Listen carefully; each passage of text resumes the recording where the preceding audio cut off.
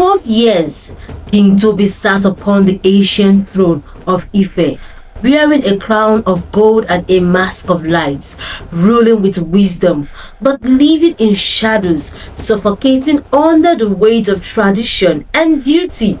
Until the day he walked into the marketplace, disguised as a common man, and heard a voice singing an old song, and saw a potter named Obi, whose hands shaped clay with the same grace that would later reshape a king's heart.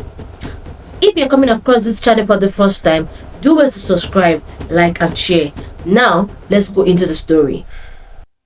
King Tobi sat upon the ancient throne of Ife, draped in indigo robes that swept across polished stone floors. At 35 harvests, he had ruled for 12 years with wisdom earned through trial and loss. The palace walls held stories of his ancestors, warriors, healers, and kings who had built this kingdom from red earth and determination. His face bore the striking features that had made him legendary even beyond Ife's borders: high cheekbones that could have been carved by master sculptors, deep-set eyes that held both authority and unexpected warmth, and a jawline that made visiting dignitaries stumble over their words. But it was the weariness around those eyes that told the real story. The elders spoke of treaties and harvests, of neighboring kingdoms and marriage alliances. Always marriage. Princess after princess arrived bearing gifts of ivory and gold, each more beautiful than the last. Tobi received them with practiced courtesy, his smile never reaching his eyes. 12 years you've delayed, your highness, the elders reminded him constantly. A king must secure an heir. But Tobi's heart remained unmoved, a drum that refused to beat to their rhythm. On the day that changed everything, Tobi escaped the palace's suffocating walls. Disguised in simple cloth that couldn't hide his commanding presence, he wandered through the marketplace where his people bartered and laughed. The scent of roasted plantains mixed with incense smoke. Children chased chickens between stalls heavy with yams and palm oil. Then he heard it, a voice clear as morning bells, singing an old song his mother once hummed. The voice belonged to a master potter named Obi, who arranged ceramic vessels with the confidence of 30 harvests lived deliberately. He was striking in a way that had nothing to do with royalty and everything to do with self-possession. Broad shoulders that spoke of years working clay, elegant hands that created beauty from earth, and a face so perfectly proportioned it seemed unfair. His smile, when it came, transformed everything around him.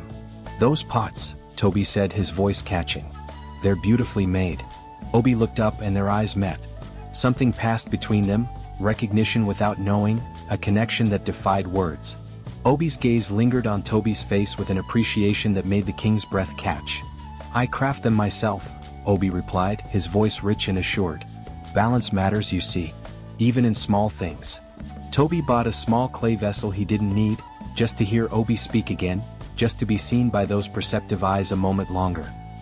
He returned to the palace that evening with clay in his hands and thunder in his heart, feeling something he hadn't felt in 12 long years. Alive. The marketplace became Tobi's refuge. 3 times weekly, he slipped past dozing guards at dawn, trading royal robes for a farmer's wrapper that did little to disguise the bearing of a man accustomed to command. His advisor Adewale suspected something but said nothing, covering the king's absences with careful lies about meditation and prayer. Obi worked at his pottery stall, transforming the space each morning with an artist's eye. He arranged vessels by color gradients, deep browns flowing into sunset oranges, then cream. It was mastery disguised as commerce. "You return often for someone who bought a pot last week," Obi observed one morning, amusement dancing in his eyes as they traced Tobi's features with unmistakable interest. Tobi's carefully prepared excuse dissolved under that gaze. "Perhaps I appreciate fine craftsmanship." "Or perhaps," Obi said, lowering his voice, "you appreciate the conversation. Though I suspect a man like you, tall, handsome, clearly educated, has no shortage of conversation elsewhere." They fell into easy rhythm. Tobi learned that Obi had built his pottery business from nothing, that he'd spent 5 years studying with masters across 3 kingdoms, that his laughter could chase away the heaviest thoughts. Obi learned that his mysterious customer knew poetry and philosophy, that loneliness could exist even in crowded palaces, though Tobi never revealed his true identity. One morning, as purple dawn broke over thatched roofs, Obi shared palm wine and stories of his past. 10 years ago my family wanted me to marry. Good woman, successful family. But my heart. He trailed off, vulnerability flickering across his handsome features. Your heart speaks a different language, Tobi finished softly. Obi met his gaze directly. Yes, I chose my truth over their approval. Built this business alone. Some days I wonder if I made the right choice, living honestly but isolated. Tobi's chest tightened. There's courage in that choice. Courage feels like loneliness most mornings, Obi replied with a sad smile. Until recently, anyway. They sat in companionable silence as the market stirred to life around them. Tobi wanted to tell him everything, about the throne, the expectations, the crushing weight of a crown that felt more like chains. But the words stuck in his throat. Instead, he bought another pot, their fingers brushing during the exchange. The touch lingered, deliberate, meaningful. You have beautiful hands, Obi said quietly. Strong. Not a farmer's hands despite your clothes. Tobi pulled back, suddenly aware of how dangerous this was becoming. That brief touch sustained him through another week of royal pretense. But it also terrified him. The annual festival of masks transformed Ife into a river of color and sound. Carved wooden faces, ancestral spirits and animal guides, bobbed through crowds as drums spoke their ancient language. For one night, identities dissolved behind painted wood and raffia. Tobi wore a simple leopard mask, finally invisible among his own people despite his height and presence. He searched the celebration until he found Obi wearing a blue heron mask, his powerful frame moving with surprising grace near the bonfire. Without words, Tobi joined him. The drums thundered through their bones as they moved together, closer than propriety would normally allow, two striking men lost in rhythm and firelight. I wondered if you'd come, Obi said, voice muffled by his mask. I couldn't stay away. They danced until sweat glistened on their skin, until the fire burned low and couples began drifting into the shadows. Obi led Tobi beyond the celebration, to a quiet grove where palm trees whispered secrets. They removed their masks. In the moonlight, Obi's face took Tobi's breath away, all strong lines and genuine emotion. I need to tell you something, Obi said. These mornings at the market, they're the best part of my life. But I don't even know your real name. And I'm 30 years old, too old to play games with my heart. Tobi's throat constricted. It's complicated. Is there someone else? A wife? No, nothing like that. Just obligations that make things difficult. Obi stepped closer, and even in simple festival clothes, he was magnificent. What are you obligated to do? Forget how you feel. Pretend this doesn't matter? Obi. Because it matters to me, Obi continued, his voice fierce and tender. You matter to me. At my age, I know what I want. And I want you. The confession hung between them like smoke. Tobi had faced warriors and navigated political storms, but nothing had prepared him for this vulnerability, for wanting someone this intensely. You matter to me too, Tobi whispered. More than I can explain. Obi reached out, fingers tracing Tobi's jawline with reverent slowness. Then help me understand. But drums suddenly erupted, the king's guard searching the festival. Tobi pulled back, panic flooding through him. I have to go. I'm sorry. He fled into the darkness, leaving Obi standing alone beneath indifferent stars, both of them aching with unfulfilled wanting. The elders presented their ultimatum at the next council meeting. Chief Babatunde spoke with the authority of 70 harvests. 12 years you've ruled unwed, your highness. No more delays. 3 moons, choose a bride or we will choose for you. Tobi stared at the crown resting on a velvet cushion before him.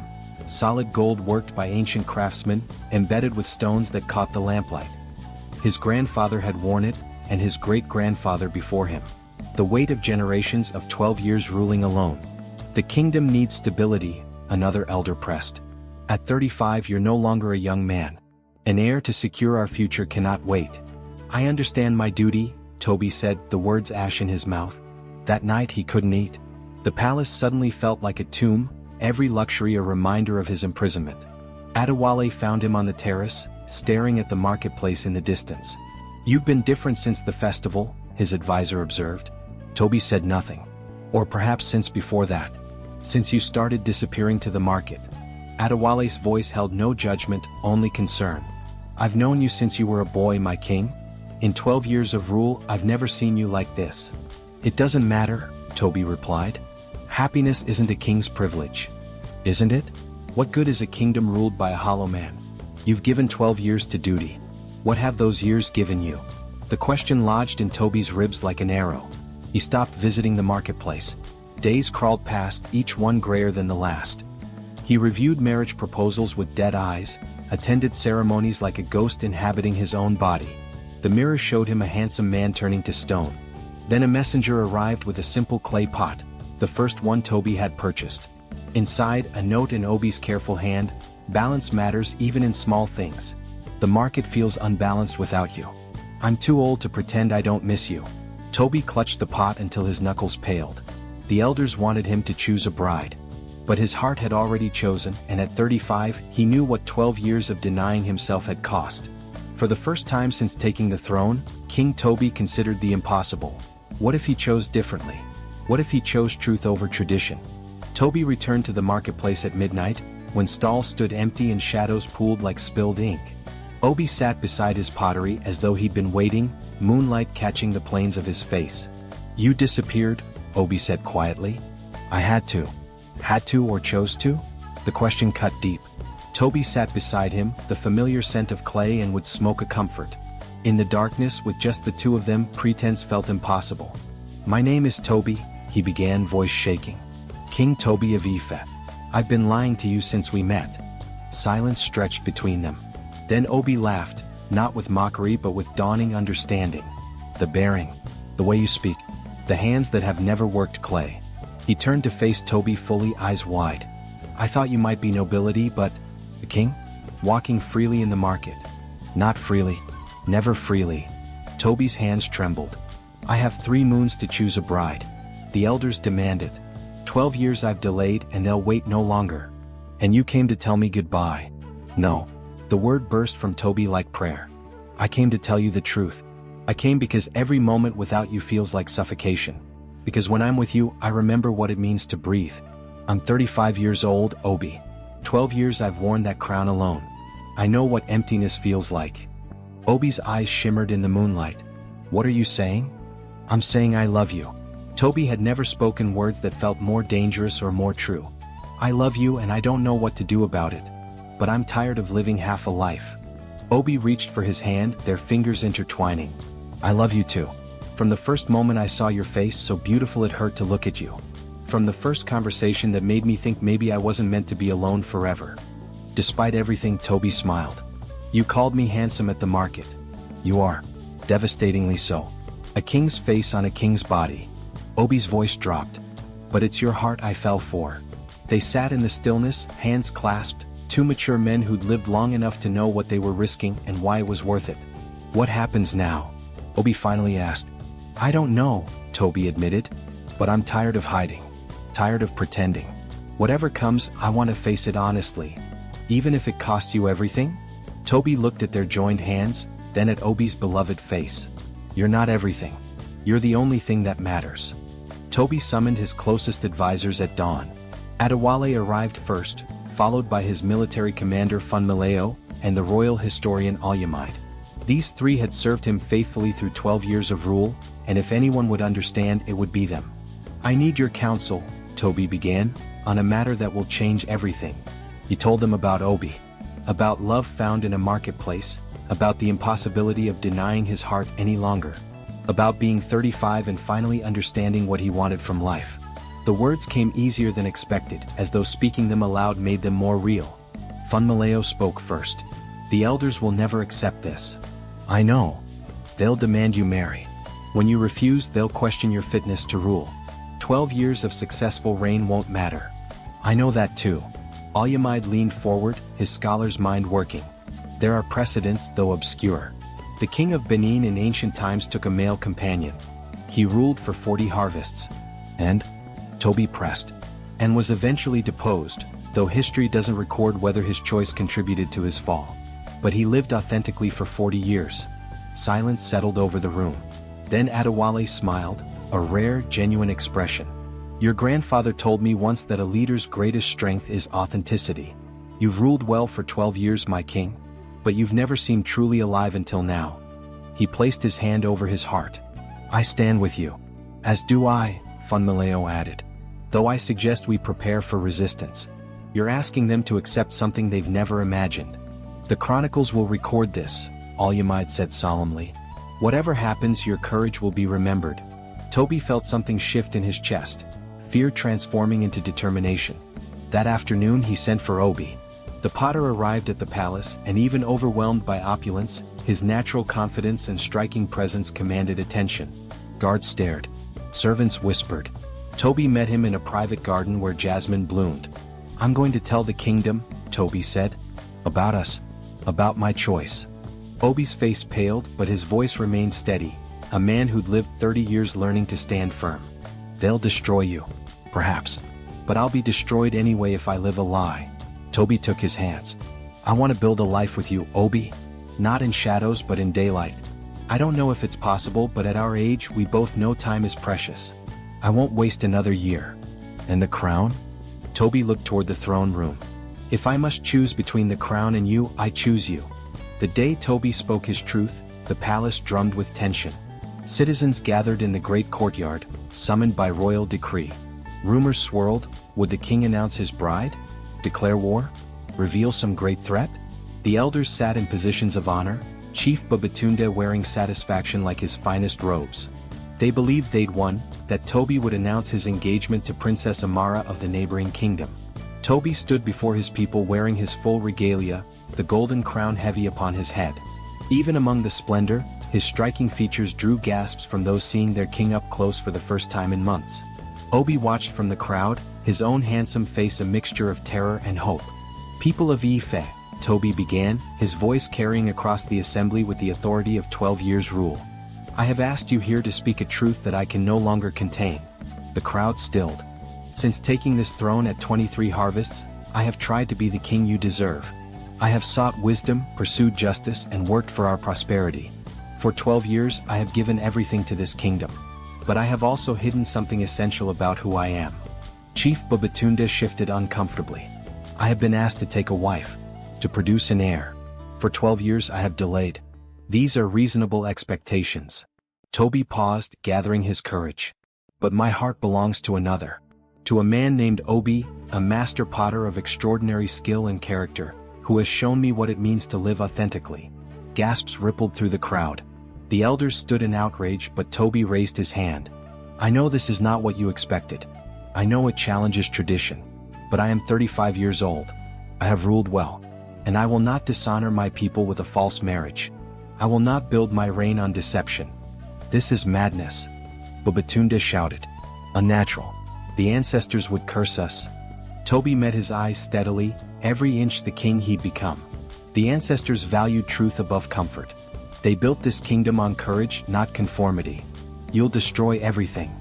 "Or perhaps," Tobi replied quietly, "I'll show that love, in all its forms, can strengthen rather than weaken us. I have proven myself for 12 years. Let that service speak for itself." The crowd erupted into chaos, some shouting support, others condemning him. Through it all, Tobi found Obi's eyes across the courtyard.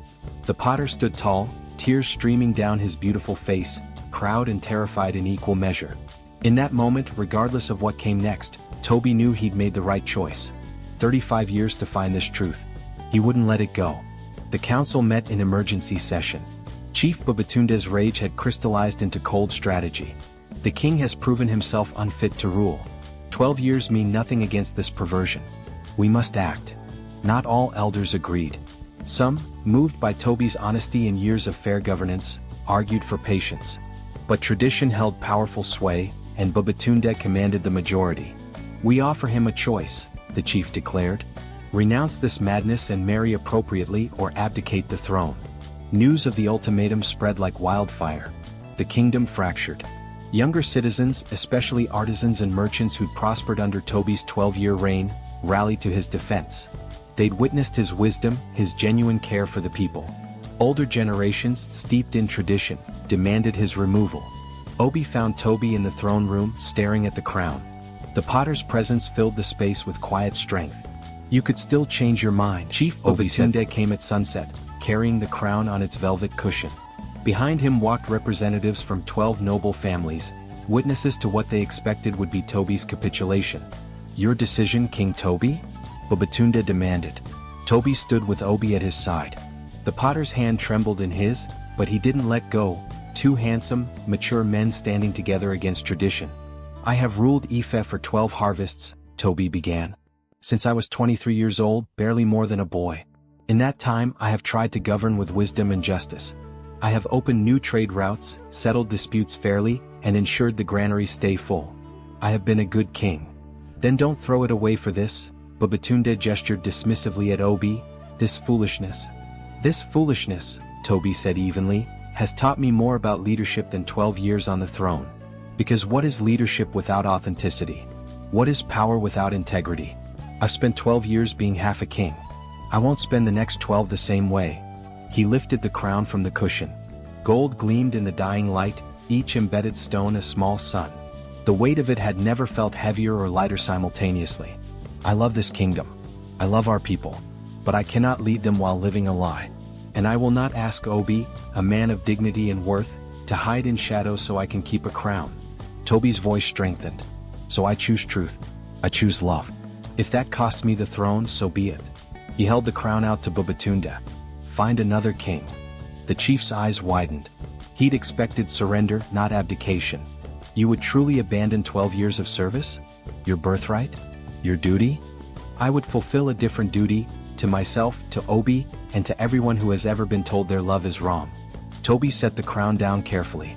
Perhaps that's more important than any throne. I'm 35 years old enough to know what matters. Before Babatunde could respond, Adewale stepped forward. Wait.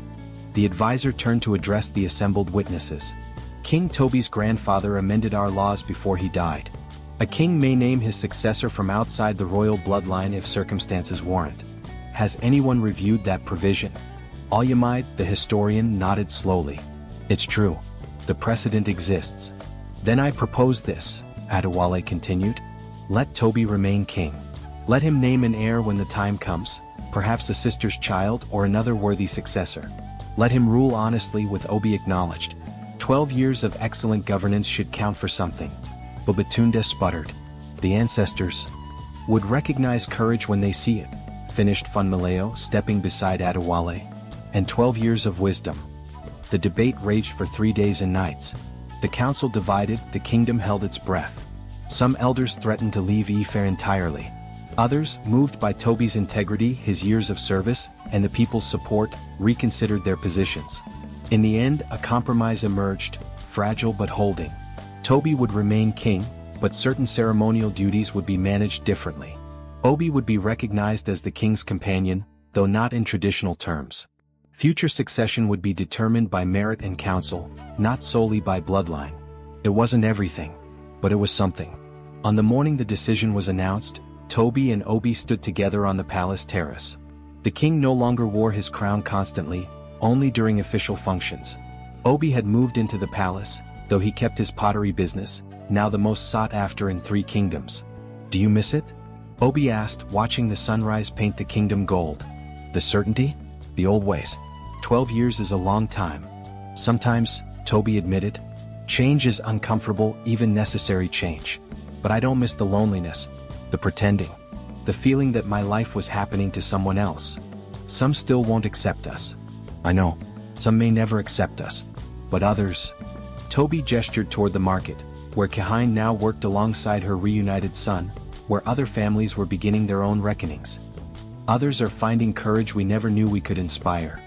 Obi leaned against him, solid and real. At 30 he built a life alone. Now he was building something new. Was it worth it? Trading certainty for truth? Tobi considered the question seriously. He'd given up the absolute power of the traditional throne. His kingdom was smaller now. Some territories had broken away, following chiefs who couldn't accept the new order. The road ahead held uncertainty and struggle. But when he looked at Obi, this beautiful, talented man who'd chosen truth over comfort years before Tobi found the courage.